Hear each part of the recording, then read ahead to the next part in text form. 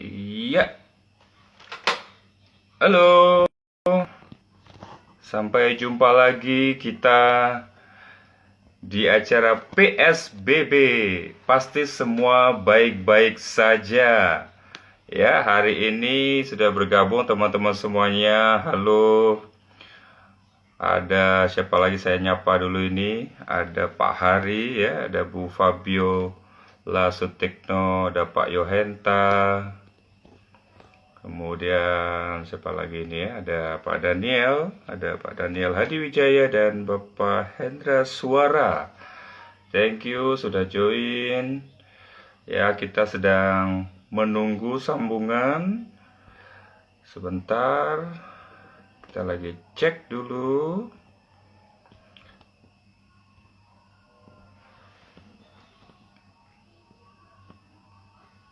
Oke.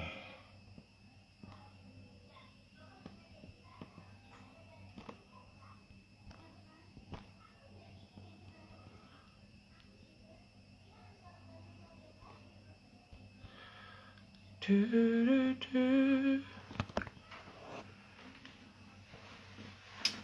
hari ini kita sedang menunggu sambungan dengan narasumber kita yang hari ini kita akan membahas temanya adalah super imunitas atau extra immunity.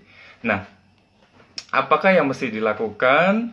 Apakah yang mesti kita sama-sama jaga supaya kita memiliki imunitas yang baik? Dan bukan hanya itu saja, tapi bagaimana nanti kita bisa bersama-sama menggali lebih lanjut lagi tentang yang namanya kesehatan.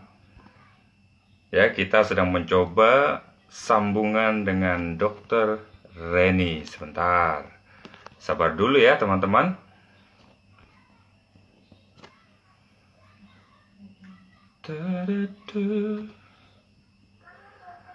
Kalau teman-teman semuanya yang sudah bergabung, ini ada pertanyaan, silakan teman-teman bisa tuliskan di kolom chat atau komen yang ada di bawah untuk nanti kita akan tanyakan kepada narasumber kita. Sebentar, ini sepertinya ada sesuatu yang belum beres di sini ya. Oke.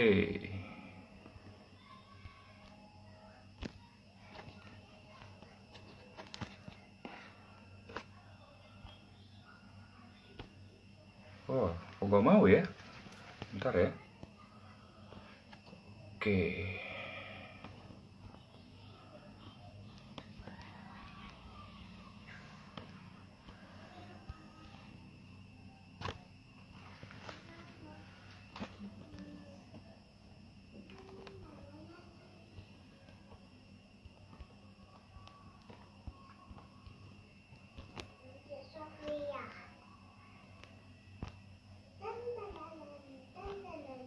Sebentar, sepertinya ada sesuatu yang bermasalah di sini ya. Apakah terkait dengan imunitas Anda atau terkait dengan imunitas kita bersama? Oke, kita akan tunggu sekali lagi ya. Oke, ini dia. Oke. Ya. Terima kasih untuk teman-teman semuanya. Kita sedang menunggu sambungan dengan Dr. Reni. Halo, Iya. ya, Iya, halo Dr. Reni. Nah, ini sudah halo, tersambung. Iya. Jelas suara saya? jelas. Jelas ya. Oke, ini teman-teman sudah banyak yang bergabung. Nah, teman-teman semuanya yang mau tanya-tanya lebih lanjut lagi atau ada pertanyaan terkait dengan tema kita pada malam hari ini itu adalah super imunitas. Nah, super imunitas ya, karena kita tahu bahwa hari-hari ini itu menjadi hal yang sangat penting untuk kita jaga bersama. Nah, telah hadir narasumber kita pada malam hari ini, seorang yang luar biasa.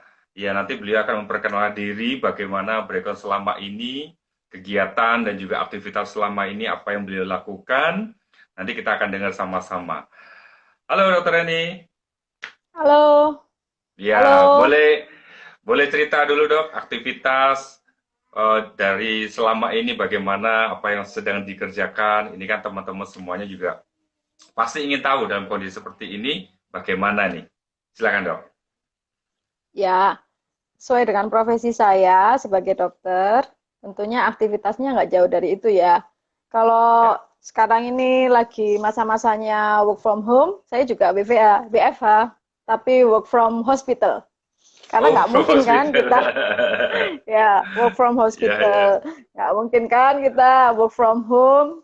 Bisa sih kalau betul. cuma konsultasi aja, tapi kalau ya operasi, menolong persalinan, itu tentunya tidak mungkin dilakukan di rumah.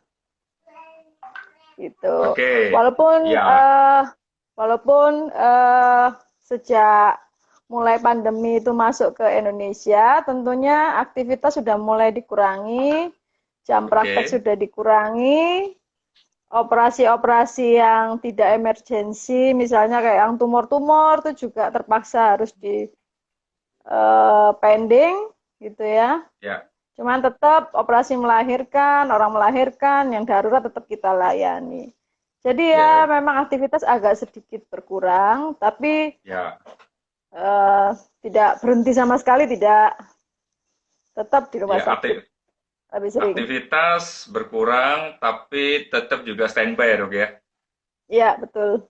Ya, karena kan apalagi dengan profesinya dokter sebagai SPOG tentunya salah satunya nggak bisa menunda orang yang mau melahirkan. Nah, nah, betul, betul, Ya kan, kan betul, nggak mungkin, betul. Itu aduh, nggak bisa saya sudah ditunda. mau melahirkan ini, tunda-tunda Tunggu, dulu tunggu setelah sampai COVID, covidnya nggak hilang. mungkin. Iya, nggak mungkin juga. Betul, betul. Ya kan? Ya, Ya, teman-teman, tapi ya, ya heeh. gimana? Ya Tapi gimana? Tapi kita tadi juga gimana? udah mulai mengurangi juga jadwal pasien-pasien kunjungannya yang normal-normal aja. Biasanya kita sarankan untuk apa namanya kontrol ke dokternya juga dikurangi. Jadi hanya yang ada risiko-risiko aja yang tetap kita anjurkan untuk kontrol seperti biasa. Kalau pasien yang Oh, hamilnya nggak ada oke. keluhan, biasanya kita sarankan ya nanti 2 bulan atau 3 bulan itu boleh kontrol seperti itu. Jadi Oh, tetap oke. jumlah pasien juga berkurang karena Ya, beberapa kita sarankan tuh tidak terlalu sering tuh datang ke dokter. Kalau biasanya kan kalau orang hamil 1 bulan sekali kan, atau kalau 7 bulan dia ya, 2 minggu sekali, 9 bulan dia tiap betul. minggu. Selama dia nggak Ya, ada penyakit tambahan, misalnya nggak ada hipertensi atau nggak ada ya. penyakit diabetes, biasanya kita sarankan untuk mereka menjarangkan antenatal care-nya. Oh, oke. Nah, Gitu. tentunya ini kan banyak sekali orang-orang yang, teman-teman semuanya yang sedang bergabung juga nanti bisa langsung join ya. Ketikkan saja di kolom komen untuk pertanyaan teman-teman semuanya, supaya nanti kita bisa bahas bersama-sama. Ya, kita kurang lebih punya waktu sekitar 45 menit. Nah, dok tentunya kan eh, dengan kondisi yang seperti sekarang ini, orang itu juga punya ketakutan. Di salah satu sisi itu maunya periksa, ya kan datang ke rumah sakit. Di salah satu sisi juga dia takut. Ini pada pemikiran orang awam kan kalau di rumah sakit itu kan banyak orang sakit. Jangan-jangan ini banyak sumber virus juga di sana. Nah, padahal secara fisik ini dia pingin sembuh, dia mau datang, pingin konsultasi, tapi juga dia punya pikiran, Ya, wah ini jangan-jangan nanti di sana saya tambah apa, malah tambah sakit karena malahan di penyakit. sana. Iya, Ya, gitu. Gimana dok kalau seperti ya. itu dok? Jadi sekarang dengan adanya pandemi ini dan gini kita sudah berjalan bulan ketiga ya. Jadi Ya, semua tenaga kesehatan, fasilitas kesehatan kita udah memperbaiki diri. Yang pertama, mereka hmm, udah menerapkan prosedur kesehatan di setiap rumah sakit. hmm, Yang pertama, mereka udah membatasi jumlah layanan. Jadi misalnya dulu biasanya ada dokter-dokter itu yang antriannya sampai berapa puluh gitu ya, sekarang mulai ya, dibatasi 10 hmm, atau maksimal berapa, jadi ada batas maksimal. Kemudian beberapa rumah sakit sudah menerapkan antrian online. Jadi jam sekian sampai Oke. sekian itu kalau misalnya dapat nomor 1 sampai 5, maka mereka datang jam sekian. Hmm. Berikutnya mereka datang sekian. Jadi supaya mengurangi antrian. Kemudian semua pasien yang datang ke fasilitas kesehatan sekarang wajib pakai masker. Terus Oke. kemudian diukur suhu tubuh. Selain itu juga mereka ada screening ya. Jadi kalau misalnya Hmm. ada Hmm. Hmm. seseorang yang dengan keluhan batuk, pilek, panas gitu ada listnya atau mereka bepergian dari mana, itu mereka langsung dipisahkan dari pasien-pasien yang keluhannya lain. Intinya mereka udah Hmm. memisahkan antara pasien dengan gejala COVID dan yang non-COVID. Jadi ada tempatnya sendiri, Oke. tidak boleh Ya. satu ruangan. Artinya ruang tunggunya itu tidak boleh ada orang yang batuk pilek.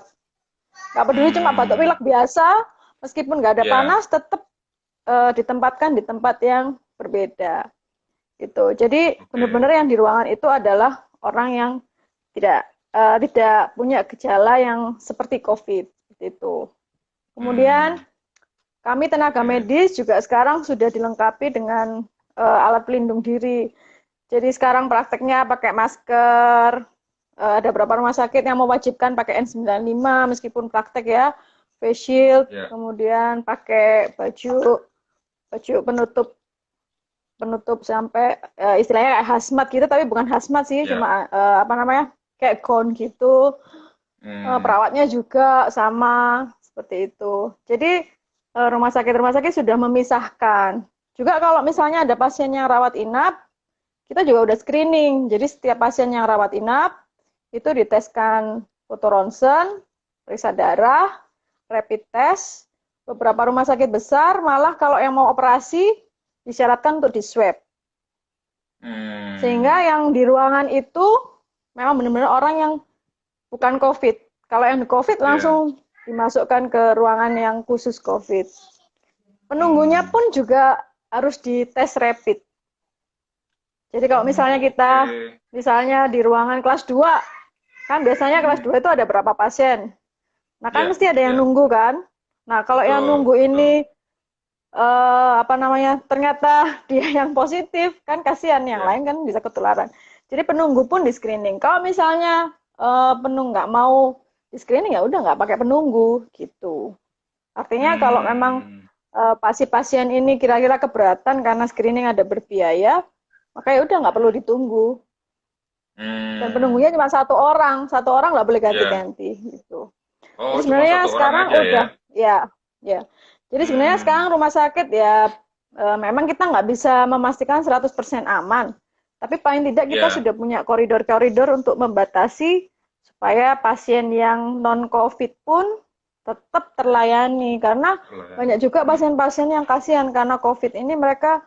terabaikan. Misalnya pasien-pasien kanker, pasien-pasien Ya. hipertensi, seperti itu. Hmm. Jadi memang kita harus benar-benar bisa memilah-milah mana yang pasien yang bukan COVID sama yang COVID. Supaya tetap aman Hmm. juga untuk Oke. pasien yang non-COVID. Nah, teman-teman semuanya yang sedang menyimak di IG Live at Sungai Kehidupan, jadi kalau mau ke dokter atau ke rumah sakit, ternyata ini di rumah sakit sudah ada prosedur-prosedur yang membuat kita ini nggak perlu terlalu khawatir, gitu ya dok ya? Betul, Karena sudah betul. disiapkan istilahnya adalah protokol-protokol untuk menjaga setiap yang datang ke rumah sakit itu tetap terlayani dengan baik. Nah, Iya, tentunya kan ini juga tergantung dengan kondisi tubuh dari masing-masing nih dok. iya Atau yang betul. sesuai dengan tema kita kali ini adalah imun. Nah, sebenarnya sih apa sih imun itu dan kira-kira bisakah kita ini secara alamiah tubuh kita bisa melawan virus termasuk virus corona ini, Dok? Gimana, Dok? Ya, jadi sebenarnya Tuhan itu sudah memberikan kita itu modal gitu ya. Jadi kalau misalnya ada Hmm, suatu penyakit, sebenarnya Tuhan itu sudah mendesain, menciptakan kita itu sebagai sempurna sehingga sebenarnya kita itu bukan sesuatu yang rentan gitu, tetapi ada sebuah kekebalan yang diciptakan apabila ada penyakit itu menyerang kita. Nah, Hmm.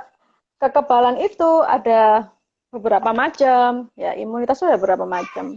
Ada imunitas yang berupa humoral atau antibodi, ada Hmm. imunitas yang sifatnya seluler, gitu ya. Oke. Nah, mungkin ini agak sedikit teknik ya, teknik Teknis ya. apa Iya, iya, iya. bahasanya udah teknis. Tapi yang penting ada imunitas, ada zat-zat. Jadi ketika ada virus masuk, memang kalau virusnya cuma satu, dia orang baru gitu, misalnya ada orang datang ke rumah kita, mungkin kita kan masih bertanya-tanya, ini orang ini Ya. apa?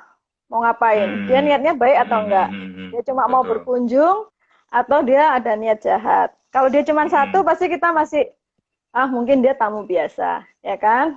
Nah, virus ini kalau masuk ke dalam tubuh kita, ketika dia masuk ke dalam sel, dia mulai mereplikasi, membelah lah istilahnya ya. Hmm.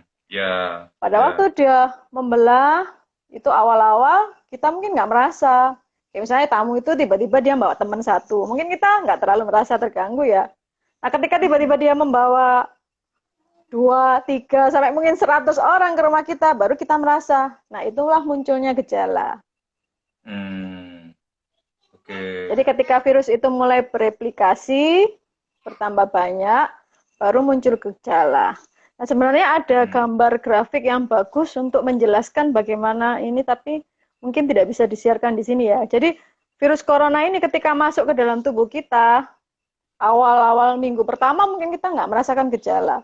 Karena dia mungkin Hmm. masih, Oke. tahapannya masih replikasinya masih satu, satu jadi dua, dua jadi empat, dan seterusnya, seterusnya. Dan dia kurang lebih 1 sampai 2 minggu baru muncul gejala.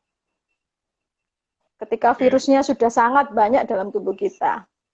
Nah, seharusnya ketika virusnya sudah mulai bertambah, nah kita harusnya sudah waspada dong.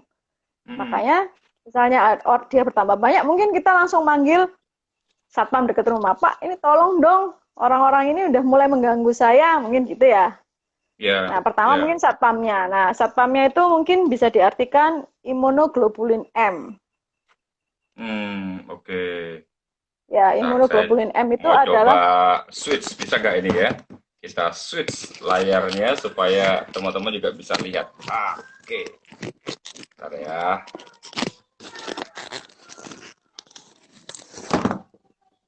Oke, gambarnya semoga jelas teman-teman. Oke, kita switch ya. Oke. Nah, apakah jelas di sini? Kita lihat. Nah, ini ya. Oke. kurang mundur sedikit. Oke, ya. Jadi kalau yang gambar abu-abu itu ada Ya, virus di situ ya, ya. SARS-CoV-1 pada weeks pertama, weeks minus 2 Oke. sama weeks minus 1 itu masih belum muncul gejala. Ya, karena dia Oke. masih bereplikasi, misalnya satu jadi dua. Sampai Ya. pada saat tertentu tubuh kita merasakan ada kerusakan. Makanya muncul sinyal Hmm. kayak panas, badannya sakit Oke. semua, beberapa disertai batuk, pilek, sesak. Kadang-kadang juga muncul gejala tambahan, misalnya seperti diare juga bisa. Kalau pada corona ini ada juga Oke. yang dia ada keluhan mual, gangguan penciuman, indera perasanya juga hilang. Ada juga Oke. yang ada gangguan mata, jadi matanya merah gitu.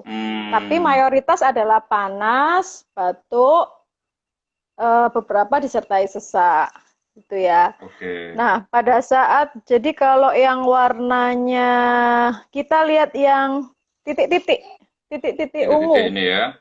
Oke, Ya. titik-titik ungu ya. Nah, titik-titik ungu itu adalah kekebalan yang pertama kali muncul. Jadi kalau Oke. misalnya dia sudah tambah banyak, maka kita panggil orang untuk tubuh kita secara otomatis langsung menerjunkan untuk melawan tamu-tamu yang tidak diundang itu. Pertama mungkin yang kelasnya rendah ya, yang dikeluarkan pertama misalnya satpam lah atau Oke. apa ya. Nah, kalau itu Hmm. dia tidak berhasil, maka dikeluarkan imunoglobulin G, antibodi juga. Oke. Oh, mati. Ya, Nah, kalau oke. itu masih berhasil dikeluarkan, di sini mungkin enggak ada ya. Jadi ini cuma menunjukkan imunoglobulin aja atau antibodi yang pada nantinya Oke. akan membuat kita tahu kenapa kok ada yang rapid test positif, ada yang negatif itu nanti dari grafik ini kita bisa tahu. Jadi setelah Hmm, kekebalan antibodinya dibentuk, tuh ya, jadi zat-zatnya ya. dibentuk, kemudian juga ada sel yang membunuh virus itu, yang memakan istilahnya. Jadi virus itu juga Hmm, dimakan oleh sel. Ada yang kekebalan yang seluler itu dia tujuannya juga memakan virus itu, sekaligus dia itu seperti mengeluarkan senjata, seperti bom gitulah ya kalau orang awam ya. bilang itu ya. Nah problemnya Oke. bom itu kadang-kadang nggak cuma membunuh musuh, kadang-kadang juga membuat kerusakan. Makanya ada beberapa pasien Hmm, corona itu yang akhirnya mungkin karena virusnya terlalu banyak, kemudian pertahanan tubuh kita mengeluarkan bom-bom itu yang ternyata bomnya juga mungkin meledakkan sekitar, maka ya. akhirnya badannya juga ikut rusak gitu ya. Akhirnya imunitasnya itu sendiri nggak mampu menahan serangan dari lawan itu dan akhirnya jatuh pada kondisi yang parah gitu. Oke. Ini di Jadi sini sebenarnya ada apa namanya? Di sini dok. Ini ada yang titik-titik warna purple sama yang hijau nih. biru, ya, ya hijau-hijau, sorry. Nah, Ya, hijau IgM itu sama itu apa adalah tuh? Hmm, antibodi yang pertama. Jadi antibodi itu sebenarnya zat juga yang dikeluarkan untuk menangkap virus. Jadi dia kayak oke.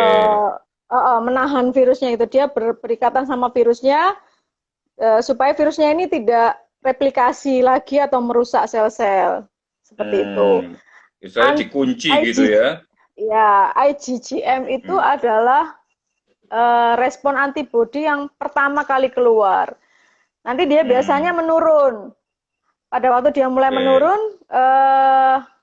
dia digantikan oleh IgG. Jadi oke. IgM diganti IgG. Artinya kalau sudah IgG-nya terbentuk, biasanya kondisinya sudah agak lama, sudah membaik lah. Jadi biasanya weeks-nya Hmm, sudah bertambah. Jadi IgM itu makin lama makin berkurang, digantikan oleh IgG itu yang, nah IgG ini yang bertahan lama. Istilahnya dia yang akan menahan serangannya virus itu yang lebih lama. Ini setting kenapa yang digambarkan di sini IgG, IgM karena itu yang bisa diukur. Kalau yang oke, seluler tadi yang memakan virusnya itu nggak bisa diukur secara laboratorium. Jadi mungkin nggak ditampilkan di grafik ini. Tapi sebenarnya ada kekebalan oke. seluler itu ada, cuman tidak terdeteksi. Jadi kalau grafik ini kita lihat sebelum virus itu pada week min 2 sama min 1 itu kan before Ya, symptom onset ya. Jadi sebelum ya. ada gejala sebenarnya kita sudah mengandung virus itu. Tetapi kita nggak bisa Hmm, mendeteksi. Tidak ada pemeriksaan yang bisa mendeteksi pada waktu dia masih 1, berubah jadi 2, berubah jadi 4, berkembang jadi oke. 8, 16, 32, itu kita masih belum bisa mendeteksi. Pada kadar tertentu, muncul gejala itu biasanya baru kita bisa melihat tes yang positif pertama itu sebenarnya adalah PCR. Hmm, oke. Makanya kita pakai PCR itu. Karena PCR itu adalah tes yang digunakan untuk menentukan keberadaan DNA virusnya. Hmm, oke. Jadi Oke, materi genetik virus itu yang kita deteksi. oke. Nah, antibodi ini sebenarnya adalah respon terhadap virus itu. Jadi dia malah sebenarnya munculnya belakangan. Makanya kenapa kadang-kadang ada yang rapid testnya negatif, tapi PCR-nya bisa aja Ya. positif. Nah, dia di fase weeks ke Hmm, satu oke. kemungkinan. Kalau dia Ya, masuk ke weeks kedua dari simptom itu mungkin antibodinya positif, PCR juga positif gitu. Nah, kalau ya. dia masuk ke minggu kelima, gitu Oke. ya, atau minggu keempat lah, kira-kira minggu Ya. 4 ke 5, PCR bisa negatif, rapidnya bisa positif. Nah, itu berarti dia Hmm, sudah tahap penyembuhan. oke. Gitu. Jadi kalau kita mendapatkan hasil rapid test positif, belum tentu kita sedang sakit. Bisa bisa aja kita baru saja sembuh dari sakit itu bisa juga terjadi. Oke.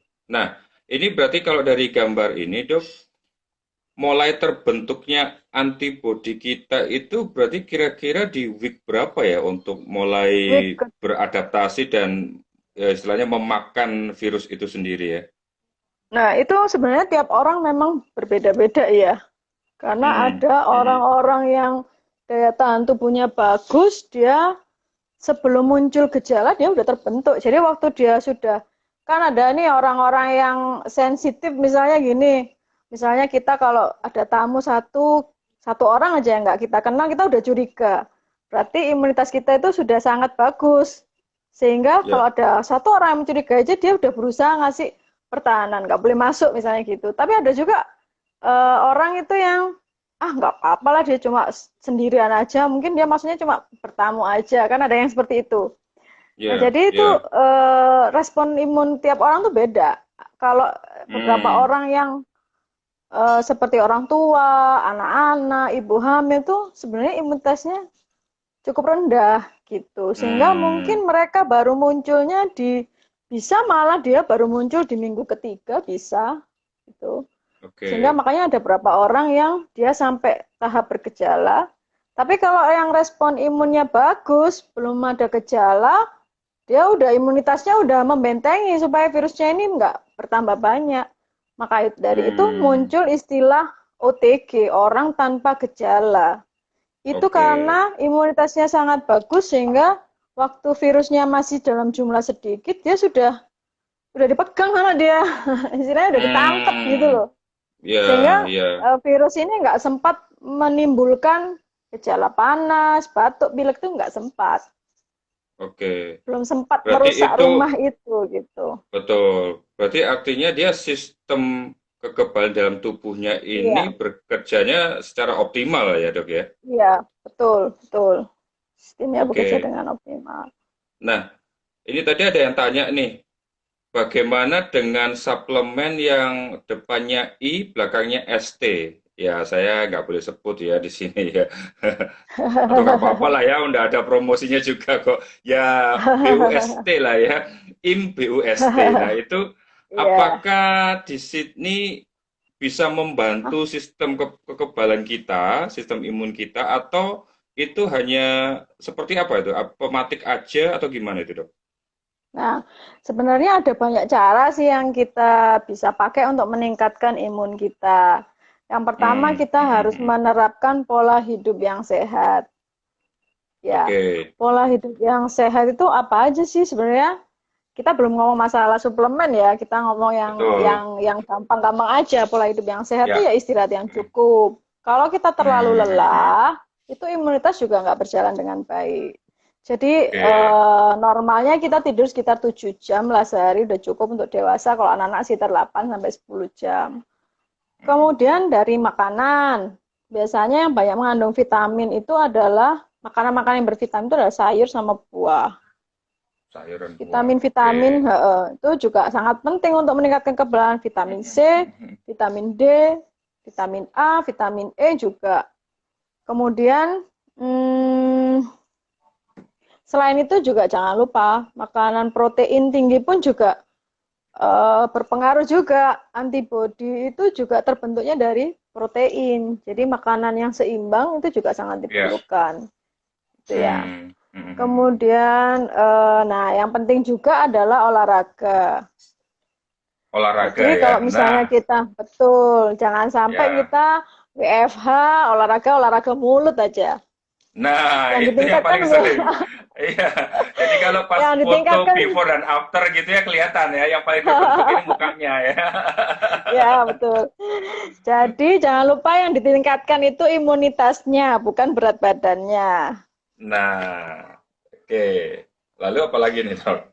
Kemudian yang kedua, selain pola hidup sehat, hindari stres. Jadi kalau kita biasanya sering lihat Mm-mm. WA, itu banyak beberapa orang itu yang apa namanya, yang berita yang disampaikan tuh yang negatif, negatif terus, yang Betul, apa? betul. Nah, kalau kita terlalu sering mendengarkan berita yang negatif, tentunya itu juga Mm-mm. akan menurunkan imunitas. Stres itu juga meningkatkan imunitas. Biasanya Ya. kadang-kadang kalau di tempat kerja saya, biasanya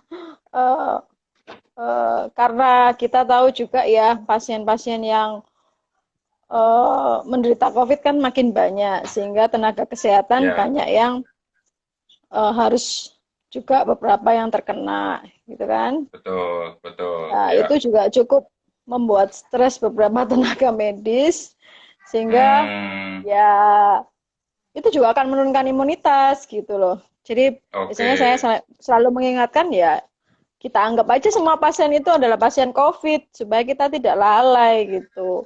Karena kalau Ya, kita ya. merasa pasien ini bukan tidak ada gejala COVID terus kita santai-santai mungkin kita Kayaknya lalai lengah sehingga ya kita akhirnya ya. memakai kita lengah Mm-mm. ya alat pelindung diri mungkin nggak dipakai sehingga Betul. akhirnya mungkin kita bisa tertular.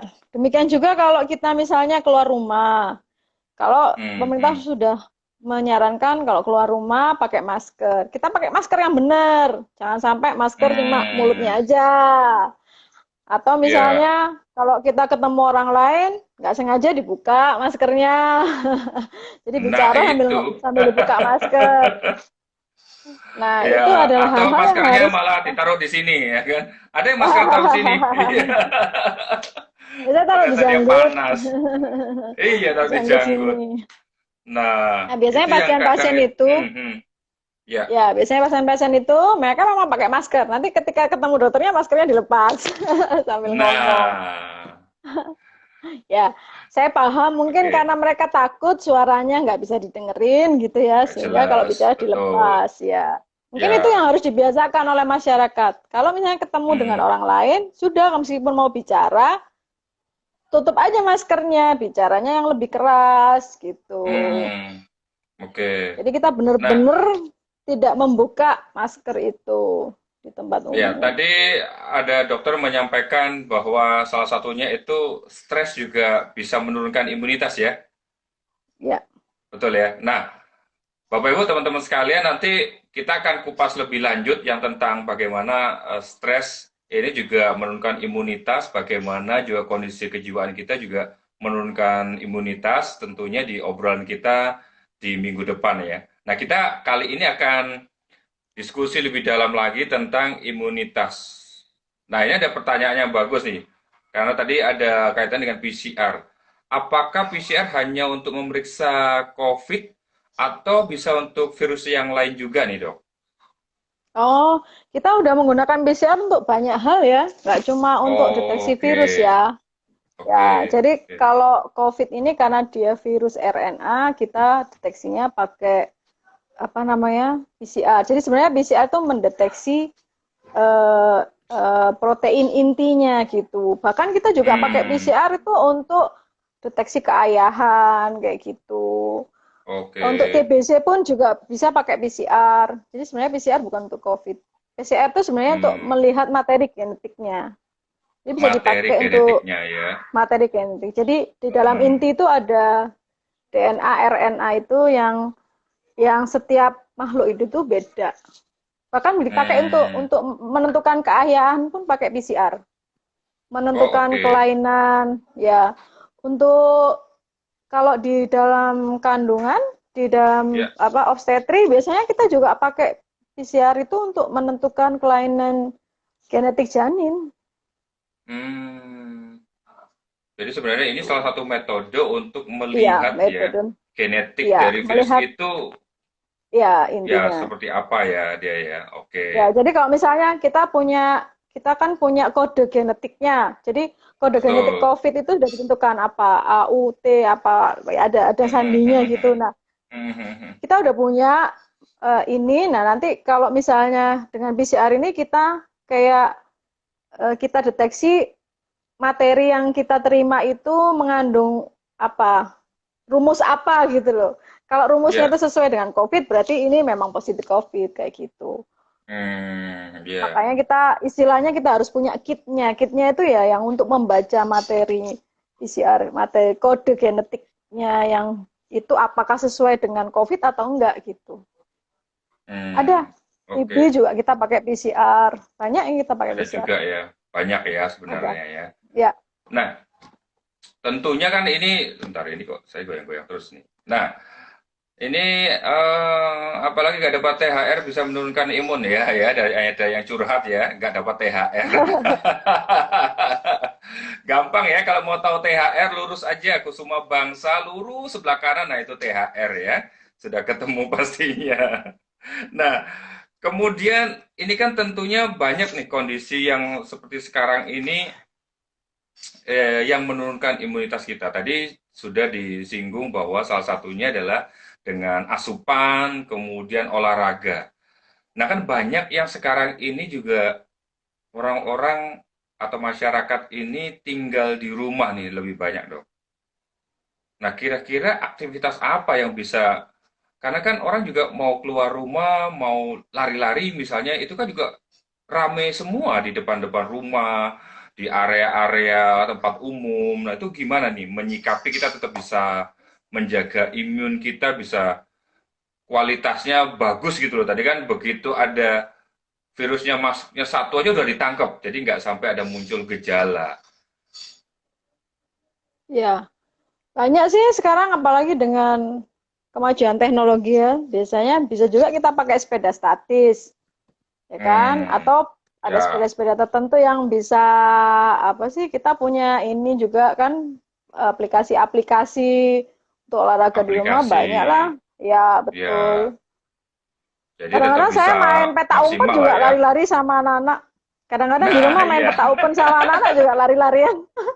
Iya, ya. Itu malah ini ya, malah lebih banyak energi Lebih yang capek. terkumpul. Main kejar-kejaran di rumah juga biasanya banyak sih bisa kita kerjakan. Kita bisa Hmm, buka channel YouTube. Mereka juga betul. ada seperti apa namanya yoga di rumah bisa juga. Banyak sebenarnya kita Ya, kalau mau melakukan itu. Kadang-kadang kalau di rumah anak-anak bersepeda di dalam rumah aja nggak apa-apa kecil. Mereka ya, puter-puter aja di dalam rumah, main skuter di dalam rumah, puter-puter atau ya itu ngajak sembunyi-sembunyian, hide and seek atau benteng-bentengan di rumah. ya, Sebenarnya banyak ya, yang ya, bisa kita ya. lakukan sih. Banyak aktivitasnya sebenarnya ya. Yang penting Tinggal adalah kita jangan kreatif ya aja. kreatif dan juga jangan males bergerak. Nah, itu yang penting. Betul, Karena dengan betul. bergerak itu kita bisa memicu imunitas kita untuk semakin apa namanya menghasilkan antibodi yang bagus. Nah, Ya. tentunya kan apa namanya tidak semua orang itu memiliki antibodi yang bagus. Ya, tidak semuanya. Nah, biasanya itu dipengaruhi oleh apa aja, Dok? Selain dari faktor stres ya. Nah, ada beberapa penyakit tertentu ya yang Hmm, mereka harus minum obat karena imunitasnya berlebihan sehingga mereka harus minum obat untuk menurunkan imunitas. Itu ada. hmm, Atau pasien-pasien kanker, mereka kan ada obat-obatan tuh yang akhirnya bisa menurunkan imunitas. Kondisi-kondisi tertentu diabetes juga imunitas juga menurun. Kemudian juga ya. merokok itu juga menurunkan imunitas. Hmm, Tuh. oke. Jadi memang ada beberapa penyakit tertentu yang juga akan menurunkan kondisi imunitas. Seperti pada ibu hamil itu juga sebenarnya imunitasnya dia juga menurun. Kenapa dia Menurun menurun? ya. Hmm, Karena supaya tubuh kita itu bisa menerima bayi itu. Kalau imunitasnya tidak diturunkan, bayi ini akan dianggap benda asing. Sehingga sebenarnya ibu hamil tuh imunitasnya agak lebih turun. Makanya mereka juga harus hmm. termasuk yang harus menjaga dirinya supaya nggak terhindar dari COVID. Karena Jadi imun tubuh benar-benar mereka juga sedikit menurun. sedikit menurun ya. Karena memang Ya, kondisi sedikit menurun. itu ya, kondisi bahwa Karena dalam kandungannya kehamilannya itu ya, ya, karena ya, kehamilannya ya. karena ada bayi yang sebenarnya benda asing. Kalau imunitasnya dia bagus, nanti bayinya ditolak. Hmm, Justru hmm, memang pada hmm, ibu hamil normalnya imunitasnya itu agak sedikit menurun. Makanya kadang-kadang kan hmm. ibu hamil juga gampang kena sakit flu, batuk, Ya, seperti itu. Itu karena mereka daya tahan tubuhnya juga agak lebih rendah. Walaupun tidak sampai sampai turun sekali sih tidak, tapi paling tidak dibanding orang yang tidak hamil, mereka imunitasnya lebih rendah. Gitu. oke. Nah, tentunya kan dengan kondisi seperti sekarang ini banyak orang juga perlu berolahraga. Nah, ini ada pertanyaan nih dari Robi Darmawan. Sebenarnya apa hubungan olahraga dengan imun tubuh? Nah, silakan dok. Nah, jadi kalau olahraga, kalau kita melakukan olahraga, maka vaskularisasi ke dalam tubuh kita itu akan berkembang dengan baik. Hmm, Itu. Nah, akhirnya organ-organ yang memproduksi sel darah merah, leukosit, eh, sel-sel limfosit itu juga akan teraliri dengan baik sehingga hmm, sel imunnya akan terproduksi dengan baik. Itu. Jadi vaskularisasi ke seluruh organ itu akan lebih baik. oke. Termasuk Sehingga juga saya, organ-organ yang termasuk sehingga juga apa organ-organ namanya, yang memproduksi ah, yang memproduksi apa tadi dok? sel-sel imunitas itu dia jadi lebih baik gitu. Oke. Jadi apapun aktivitas olahraganya ya dok ya? Iya, selain itu kalau kita olahraga itu ada endorfin ya. Ada endorfin yang Oke. dikeluarkan.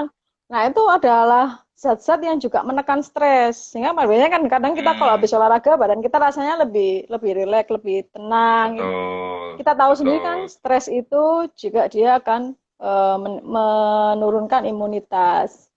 Karena dia Hmm, akan mengeluarkan hormon-hormon adrenalin yang itu akan juga akan menurunkan imunitas tubuh.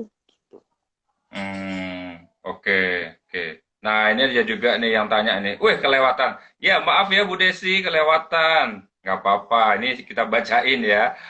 Apakah virus COVID menyerang darah sehingga penderita mengalami pengentalan darah juga? Nah, silakan dok. Jadi kalau virus corona, jadi istilahnya itu ada istilahnya viremia. Kalau virusnya itu apa namanya bereplikasi berlebihan, makanya itu tadi virus itu kan kalau menyerang satu sel, dia masuk ke sel kita, dia mengambil alih nukleus kita sehingga dia memakai DNA kita itu untuk bereplikasi. Jadi untuk membentuk virus baru. Hmm, Kalau dia oke. bertambah semakin banyak, maka virus itu dia akan masuk ke dalam darah. Sehingga Hmm, bisa dibilang viremia. Makanya juga ada beberapa yang menemukan corona itu mengakibatkan gangguan di otak juga ada encephalitis. Walaupun kita masih terbatas ya penelitiannya. Jadi sebenarnya virus itu bisa masuk ke dalam darah juga kemungkinan hmm, kalau dia dalam kondisi viremia. Sampai sekarang kita penelitiannya masih terus berkembang. Virus ini juga bisa ditemukan di uh, saluran cerna. Jadi kalau di swab fesesnya itu apa namanya hmm, beraknya itu juga bisa positif. ya. Itu juga Hmm, bisa positif. Bisa ya, ditemukan di ya, mana. ya. Tapi apakah itu bisa menimbulkan kekentalan darah? Eh, belum ada yang menyimpulkan seperti itu. Tapi memang Belum virusnya bisa ada ya. ditemukan dalam darah juga, iya. Walaupun Bisa sebenarnya dia ditemukan adalah dalam darah, tapi apakah itu menjadi penyebab pengentalan darah masih belum ada tinjauan ilmiahnya ya ya. sama ini sih Hmm, belum ada yang menyebutkan. Karena pengentalan darah itu sesuatu yang berbeda. oke, oke. Nah, kalau dengan kondisi sekarang ini dok, sebagai apa namanya pelaku medis nih, kan kondisi sekarang ini banyak orang sepertinya acuh tak acuh dan juga eh meremehkan kondisi ini bahwa ini memang benar-benar situasi yang terjadi, tapi apa namanya kalau kita lihat beberapa waktu yang lalu bahkan di tempat-tempat perbelanjaan, di tempat-tempat umum itu bukan hanya bertambah banyak, tapi menjadi seperti biasanya saja. Nah, kira-kira kalau dari sisi tenaga medis gimana melihat kondisi seperti ini, dok? Ya, memang sih itu membuat kami prihatin ya. Biasanya yang sering kita kita bicarakan di tenaga medis bahwa enggak tahu entah kenapa ya masyarakat kita ini sepertinya Hmm, kok apalagi orang Surabaya ya. bonek, udah Hmm. nekat, nggak peduli. Iya, iya, iya. Tetapi kita sebagai tenaga medis, ya memang ada yang beberapa saat lalu rame tagar Indonesia terserah gitu ya. Tapi Iya, kalau itu saya loh. bilang sih tenaga medis tidak pernah menyerah ya. Jadi kami pantang Hmm. menyerah. Kami tetap tidak ada satu dokter pun yang tidak mau melayani pasien COVID. Semua pasti mau melayani pasien COVID. Jadi kami tenaga Hmm, medis hmm, hmm, tidak akan hmm. menyerah. Hmm, hmm, Tetapi hmm. kami mohon masyarakat ini ya, kita-kita ini yang udah tahu, masyarakat-masyarakat yang sudah mengerti efek COVID, bagaimana Iya, penularannya, bagaimana efeknya, minta tolong diedukasi, entah itu hmm, tetangga, entah itu teman, bagaimana perlunya kita tuh menjaga supaya kita itu tidak tertular dan tidak menulari orang lain betul, dengan apa yang betul. kita lakukan gitu. Jadi memang ya harus ada kesadaran dari kita bahwa ini Hmm, adalah COVID ini bukan bukan bebannya negara, bukan urusannya hmm. negara, tapi kita juga berperan aktif juga untuk menghentikan penyebaran COVID. Kalau pemerintah sudah ngomong harus pakai masker, tapi kalau masyarakatnya nggak mau pakai masker, agak Ya, sulit ya, juga. Ya, apa mau ditangkap betul. ya nggak mau pakai masker? Nanti penjara penuh dengan Nah, orang yang hanya yang karena yang nggak pakai masker terkena aja COVID kok ya. ditangkap. Nah, kan? Aneh juga. Nah, Memang benar-benar kita harus mengedukasi masyarakat pentingnya masker, jaga jarak itu. betul. Itu yang paling penting. Oke.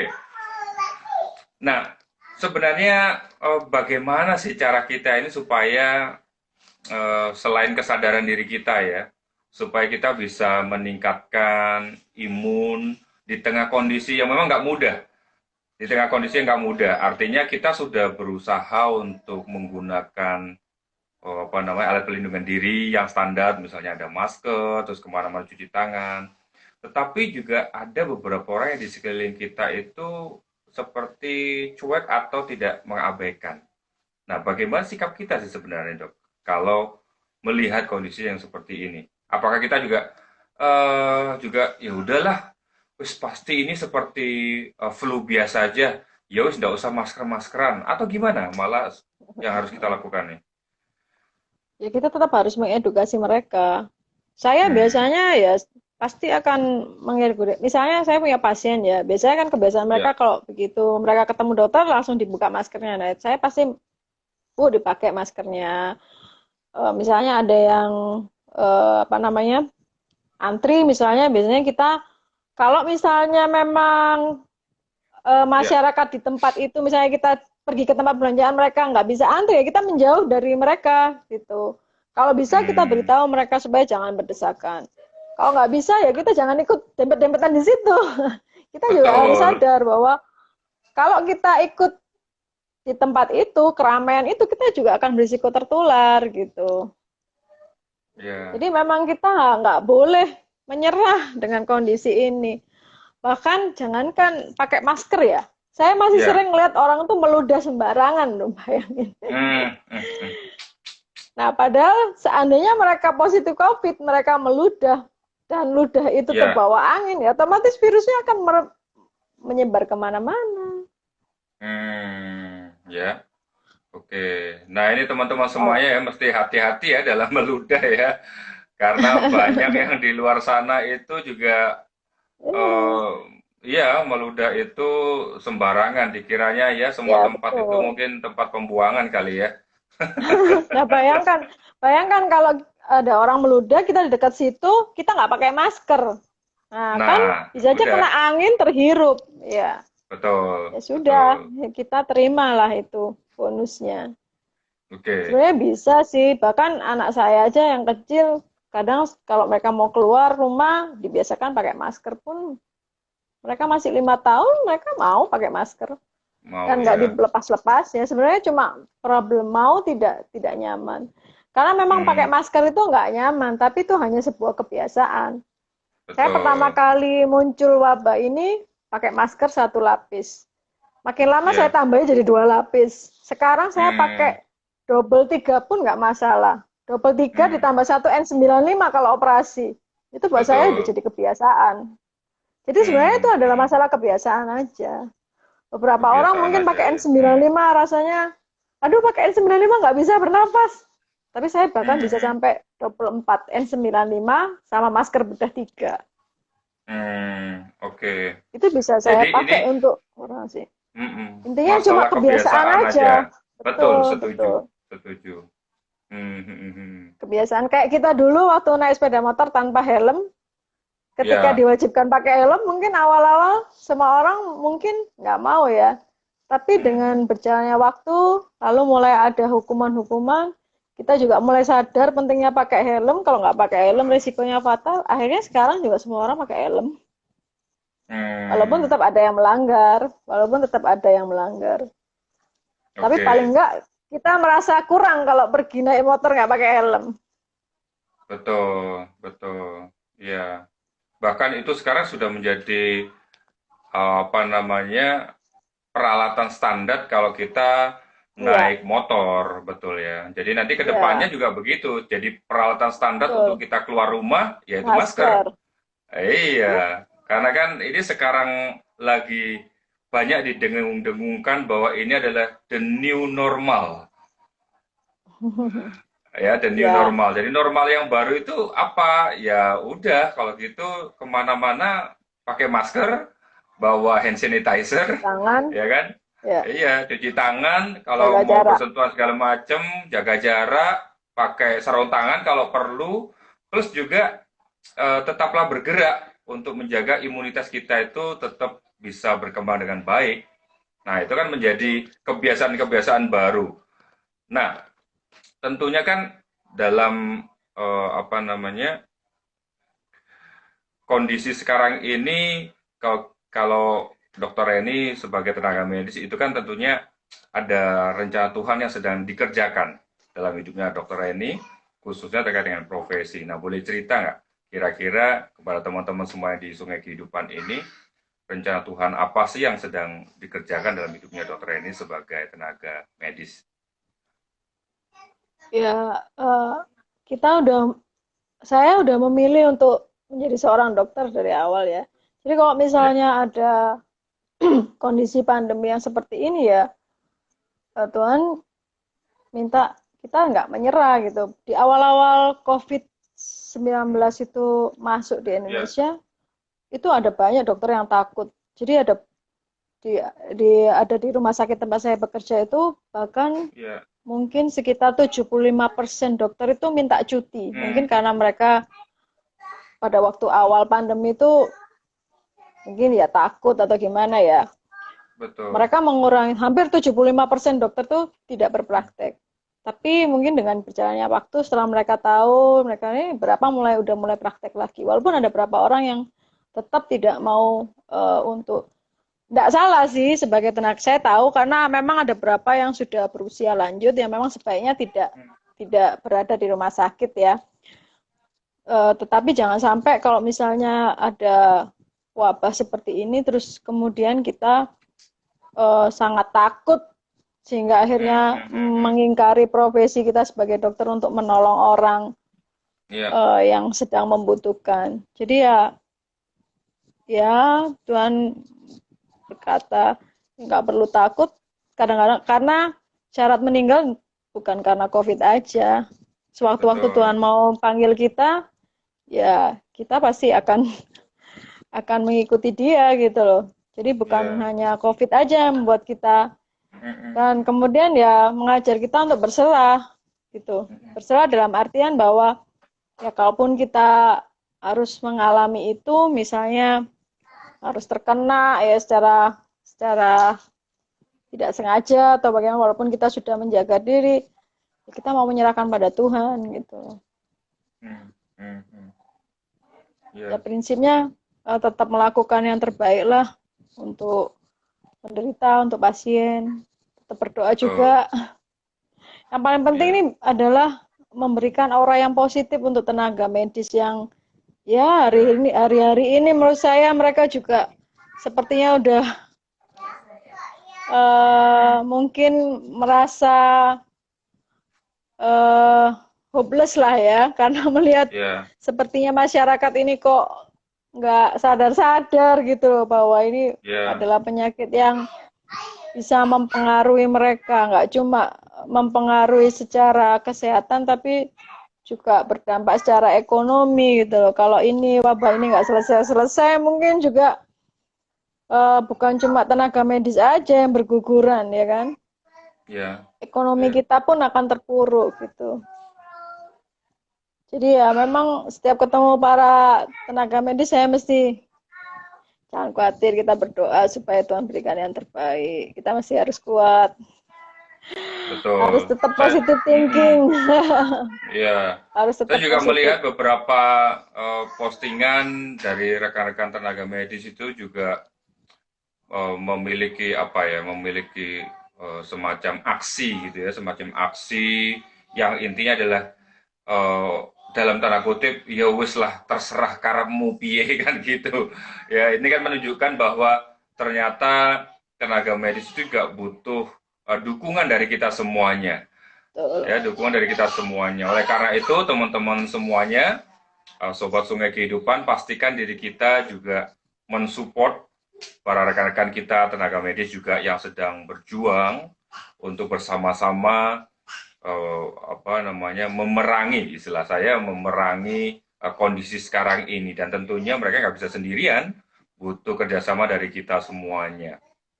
Nah, oke, ada yang mau tanya lagi, boleh? Apa nih pertanyaannya? Oke. Beberapa pasien pasca pulih dari COVID mengalami kesulitan bernafas, nafasan jadi pendek-pendek. Nah, kenapa dok? Bisa dibantu jelasin ini dok?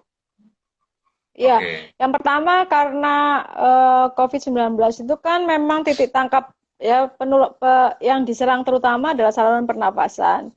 Makanya kan biasanya diagnosanya kalau dari ronsen foto dia nampak ada gambaran ground glass appearance kayak ya pneumonia gitu lah ya. Intinya sebenarnya memang jaringan parunya parunya dia yang diserang.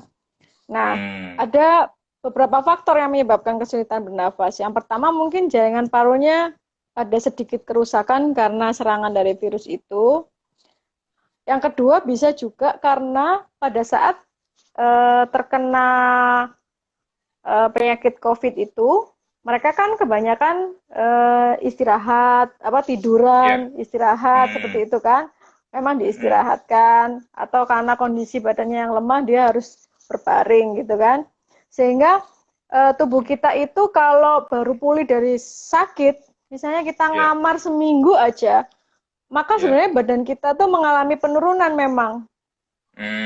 Jadi hmm, untuk memulihkan ke kondisi awal itu memang perlu waktu itu. hmm, Jadi memang eh, bukan cuma karena penyakitnya yang menyerang paru aja, tetapi orang normal pun kalau dia istirahat lama, apalagi kalau orang sakit corona kita tahu kan nggak harian, bisa 2 minggu, bisa betul, 3 minggu di rumah sakit, sehingga ya, kondisi yang dia yang eh, imobilitas lah istilahnya ya, nggak terlalu bergerak atau mobilisasinya kurang itu sendiri pun juga menurunkan. iya, obrolan kita tadi saking serunya ya, sampai waktunya sudah lewat, tapi nggak apa-apa, kita akan lanjutkan lagi. Jadi teman-teman, Bapak Ibu semuanya yang masih bergabung, silakan join aja. Ya, kita akan lanjutkan lagi.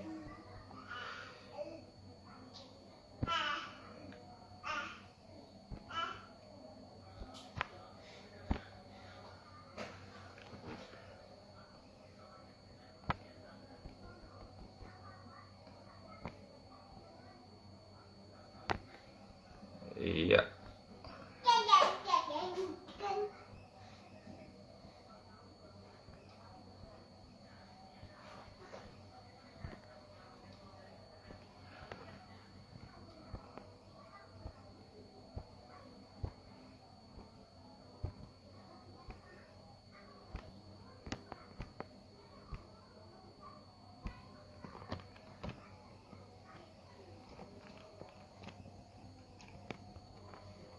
ya kita lagi tunggu sambungan lagi sebentar.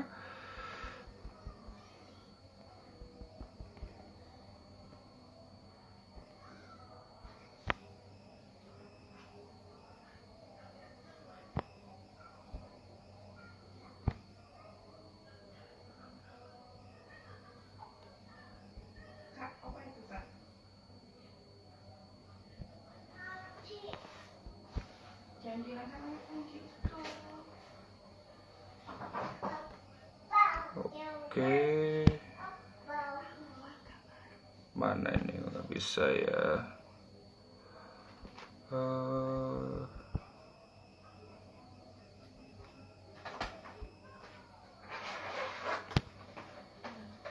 hmm,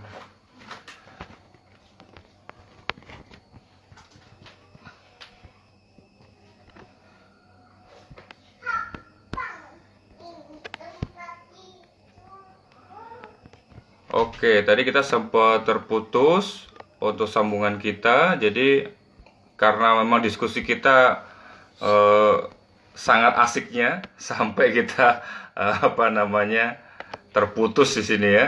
Kita akan sedang mencoba untuk tersambung kembali dengan Dr. Reni. Untuk kita akan sampai pada di bagian terakhir dari diskusi kita tentang bagaimana imunitas kita bisa sebenarnya menjadi salah satu apa namanya satuan penjaga yang terbaik untuk menjaga diri kita. Ya, kita lagi cek dulu sebentar.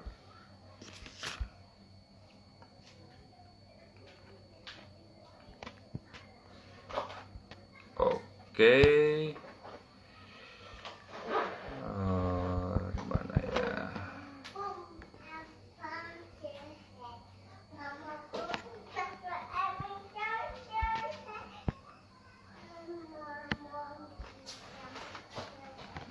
Belum bisa, mana ini ya? Oke.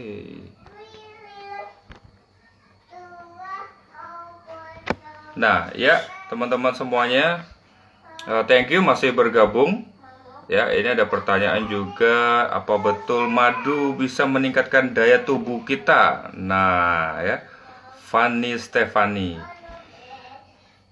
Madu, ya, madu bisa meningkatkan daya tahan atau daya imun di dalam tubuh kita. Tentunya bukan hanya dengan madu, banyak sekali suplemen-suplemen ya, ataupun secara alamiah tadi sempat dijelaskan secara alamiah bahkan atau sifatnya yang suplemen. Oke.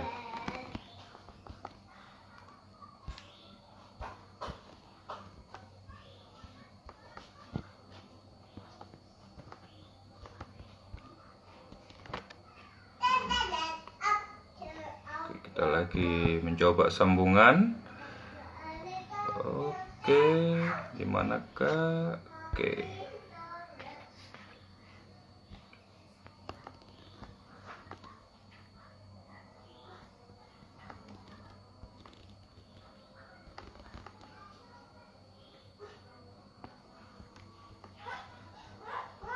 Ya, teman-teman juga kalaupun ada pertanyaan boleh ditulis ya di kolom komennya. Nanti kita akan tanyakan lagi bagaimana pendapat Dr. Reni terkait hal ini. Oke, mana nih?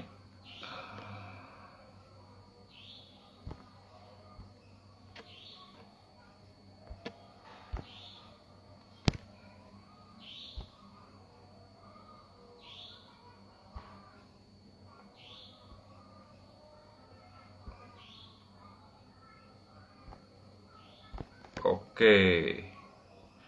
Ya, kita sedang tersambung lagi.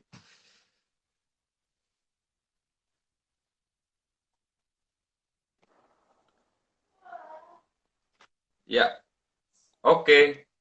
Nah, sorry dok, tanpa terasa tadi sudah 1 jam kita diskusi, saking serunya, saking serunya, jadi memang harus berhenti. Nah, ini kita masuk dalam sesi di mana bagaimana kita tetap bisa menjaga imun tubuh kita. Nah, tadi kan ada suplemen-suplemen. Selain suplemen, apa saja nih dok yang bisa dilakukan untuk kita memiliki imun yang super? Nah, gitu.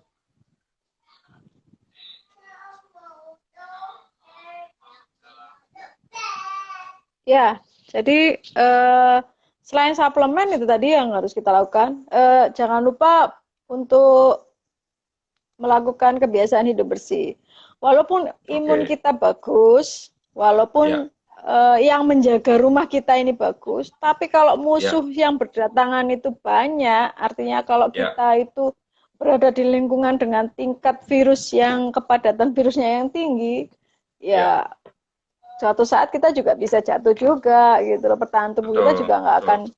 kuat gitu. Jadi Mm, tetap mm. kita harus menjaga pola hidup yang bersih, tetap jaga jarak, pakai masker, eh, kalau bisa di rumah aja, bila nggak ada, bila Ya, tidak ada yang betul. harus kita kerjakan, gitu. Mungkin saya Nah, mau mengulang lagi ya pertanyaannya Pak boleh. Abraham tadi. Nah, beliau ini Ya, yang udah sembuh dari COVID. Jadi seperti saya ya, jelaskan tadi bahwa yang pertama karena COVID-19 ini yang diserang adalah organ paru. ya, Jadi paru-parunya sendiri pun pasti sudah mengalami gangguan ya.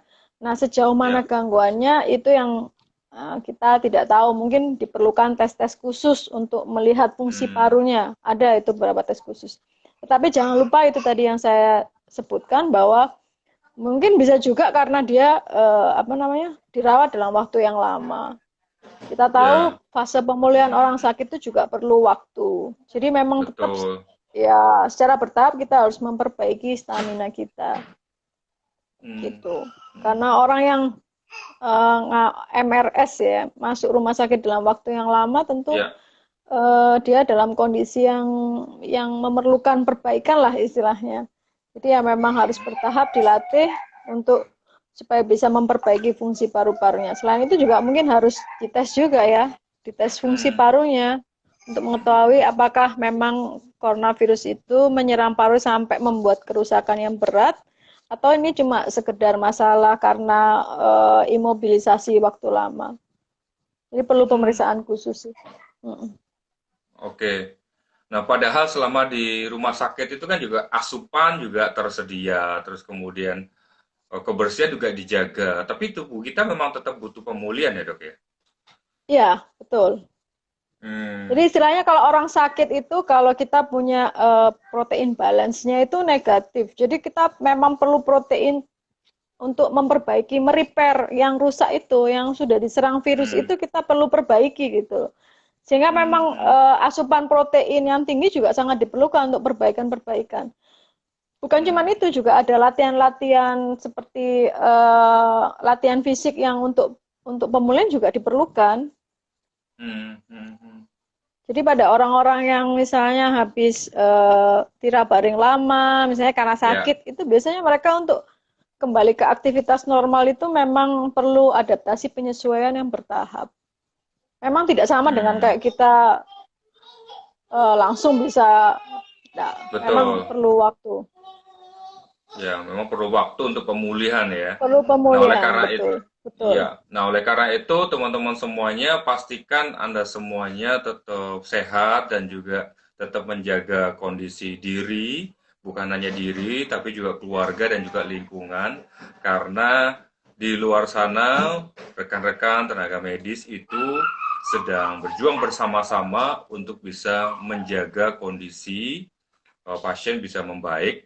Nah, oleh karena itu kita mesti tetap ambil peran kita. Yaitu apa peran kita kalau memang tidak ada kegiatan yang penting banget, ya, kegiatan yang penting banget, ya tetap di rumah aja.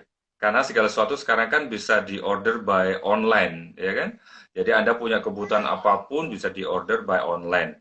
Nah, sebagai closing statement nih dok, kira-kira nih ajakan untuk masyarakat nih dengan kondisi yang seperti sekarang ini, dengan situasi yang apa namanya kalau kita lihat di beberapa media itu kan seperti ada grafiknya itu naik turun, bahkan bisa ada jadi istilahnya apa second wave dan lain sebagainya.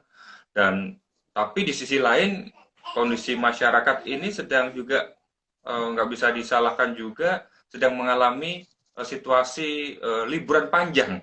Liburan panjang dalam konteks Idul Fitri Lebaran, ya mungkin eventnya nggak salah, tapi sebagai tenaga medis ini gimana sih pesannya kepada masyarakat keseluruhan, khususnya rekan-rekan Sobat Sungai Kehidupan, supaya bisa membantu pemulihan situasi pandemi sekarang ini? Silakan dok. Ya, untuk saat ini kita sebaiknya memikirkan kepentingan banyak pihak, bukan cuma memikirkan kesenangan kita pribadi. Hmm. Karena kalau kita melakukan sesuatu yang suka-suka kita, itu sebenarnya ada kepentingan orang lain yang sudah kita korbankan gitu ya. Sebenarnya ada Betul. orang yang berkorban untuk kesenangan kita. Jadi kalau kita, misalnya Hmm. kita datang ke mall berdesak-desakan atau mungkin rame-rame mudik itu sebenarnya memang kita memang kita memang senang mungkin, tapi ada orang lain yang dikorbankan. Karena kita nggak tahu, mungkin kita membawa penyakit itu, tapi kita termasuk orang yang tidak ada gejala, tetapi kita bisa menularkan ke orang lain gitu. Jadi memang hilangnya COVID ini ya tanggung jawab kita bersama. Bahkan di negara Cina pun yang sudah mulai dibuka lockdownnya ada kasus baru lagi. Sekolah-sekolah yang mulai masuk pun ada kasus baru lagi. Jadi memang kita harus menahan diri dulu supaya sampai akhirnya nanti kita benar-benar bisa menurunkan kasus COVID ini. Karena kalau semakin kita biarkan, semakin kita tidak patuh dengan apa yang dianjurkan pemerintah, ya semakin lama kita akan mengalami pandemi ini. Kita nggak tahu akhirnya sampai di mana, karena menurut saya Mei ini belum tentu puncaknya, bisa juga Juni baru puncaknya. Kita nggak Iya. tahu, kita nggak tahu kapan ini berakhir. Betul. Pada waktu awal mungkin kita berpikir paling 3 bulan udah hilang nih penyakit ini. Tapi kalau lihat kondisi sekarang saya tidak yakin bahwa dia akan berakhir dalam waktu dekat. Paling tidak kita harus, kalau misalnya sekitar kita tidak bisa, ya paling tidak kita yang menjaga diri kita dari penularan Corona 19. Oke. Nah, teman-teman sekalian, mari kita ambil peran kita masing-masing. Ya, jadi apapun profesi Anda, dimanapun Anda berada, ayo kita ambil peran kita masing-masing. Tentunya setiap kita bertanggung jawab untuk membuat kondisi situasi sekarang ini bisa membaik. Mulai dari apa? Mulai dari langkah kecil, yaitu kita punya kebiasaan hidup sehat, kebiasaan hidup bersih, kemudian juga kita mulai gunakan masker dimanapun kita berada, khususnya kalau kita keluar, kemudian tetap jaga jarak, karena situasi seperti ini memang nggak bisa atau bukan menjadi tanggung jawab pemerintah saja, bukan juga menjadi tanggung jawab tenaga medis saja, tapi menjadi tanggung jawab kita bersama. Sobat Sungai Kehidupan, inilah sesi akhir kita, bagaimana bincang-bincang PSBB kita, bagaimana diri kita juga bisa ambil turut bagian dalam meningkatkan imunitas kita, dan bukan hanya itu saja, setelah imunitas kita sehat juga, kita perlu mengedukasi keluarga kita, teman-teman kita, masyarakat dimanapun kita berada, untuk tetap menjaga kesehatan dan juga melakukan protokol-protokol kesehatan dan hidup bersih. Sukses untuk kita semuanya. Thank you, Dr. Reni, sudah diskusi bersama dengan kita semuanya. Sama-sama. Ya, terima kasih. Dan kita akan ketemu lagi minggu depan. Bagaimana kita bisa menyikapi kondisi ini dari tinjauan kejiwaan. Nah, nanti kita akan undang salah satu spesialis di bidang ini untuk berdiskusi bersama-sama. Jadi tentunya Sobat Sungai Kehidupan juga bisa bergabung minggu depan, hari Kamis, jam 7 kita akan bersama-sama bincang PSBB, bagaimana kita bisa memiliki kesehatan. Kalau hari ini kita sehat secara fisik, dan juga bagaimana kita mengedukasi masyarakat. Minggu depan kita akan bicara tentang diskusi bagaimana kita bisa sehat secara jiwa. Terima kasih Dr. Reni, terima kasih teman-teman semuanya. Sama-sama. Sukses untuk kita Terima semuanya dan sehat untuk kasih. semuanya. Terima kasih, terima kasih. Terima kasih.